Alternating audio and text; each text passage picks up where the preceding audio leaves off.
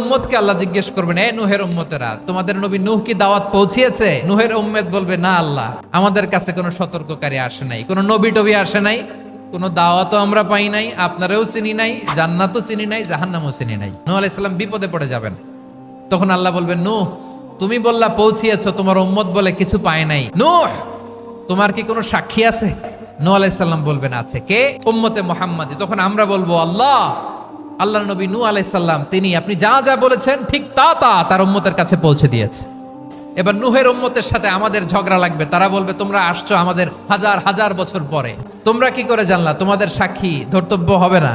আমরা বলবো, আমাদের কোরআনে তোমাদের নবীর কথা আল্লাহ আমাদেরকে জানিয়েছেন, দিন রাত এক করে তোমাদের কাছে তিনি দাওয়াত পৌঁছেছেন। তোমরা কানের মধ্যে হাত দিয়ে রাখতা, চেহারাটা কাপড় দিয়ে ঢেকে রাখতা, আল্লাহর নবী নূহকে পিটিয়ে ছালা দিয়ে পেঁচিয়ে তোমরা পাহাড়ে রেখে আসতা, সব আমরা জানি।